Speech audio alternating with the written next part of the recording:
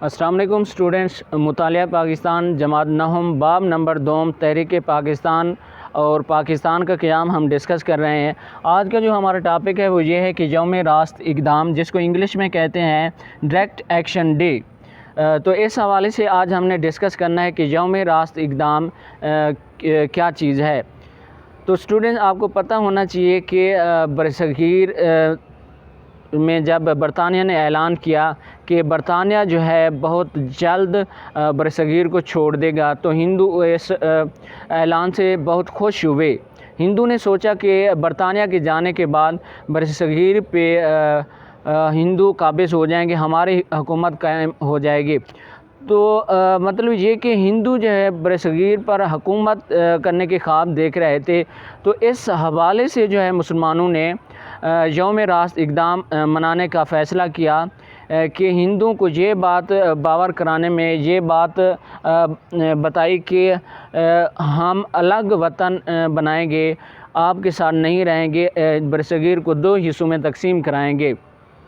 تو اس حوالے سے مسلمانوں نے جو ہے 16 اگست 1946 کو برصغیر کے اندر جگہ جگہ جلسے کیے، یہ بات واضح کرنے کے لیے کہ ہم مسلمانوں کے لیے جو ہے ایک الگ وطن قائم کیا جائے اور ہندوؤں کے لیے ایک الگ وطن قائم کیا جائے۔ ہندو کے انڈر جو ہے ہم نہیں رہیں گے اور ہم جو ہے اپنا ایک الگ وطن بنائیں گے۔ تو جگہ جگہ 16 اگست 1946 کو برصغیر کے اندر جلسے کیے گئے۔ تو اسٹوڈنٹس، آپ کی کتاب سے ریڈ کرتے ہیں کہ آپ کی کتاب اس حوالے سے کیا کہتی ہے۔ یوم راست اقدام، جسے انگلش میں کہتے ہیں ڈائریکٹ ایکشن ڈے، 16 اگست 1946 کو مسلم لیگ نے عوامی سطح پر یوم راست اقدام منانے کا فیصلہ کیا، کیونکہ ہندو انگریزوں کے بعد برصغیر پر حکومت کا خواب دیکھ رہے تھے۔ اس روز برصغیر میں جگہ جگہ جلسے کیے گئے، جس میں کانگریس کے عزائم کو بے نقاب کیا گیا۔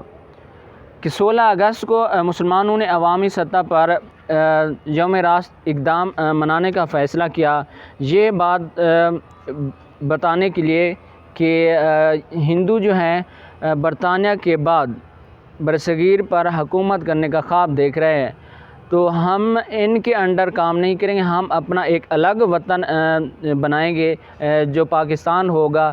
تو اس حوالے سے جو ہے جگہ جگہ 16 اگست 1946 کو جگہ جگہ عوامی جلسے کیے گئے۔ تو اسٹوڈنٹ، یہ تھا آپ کا ٹاپک یوم راست اقدام۔ انشاءاللہ نیکسٹ جو ہم ڈسکس کریں گے عبوری حکومت کا قیام۔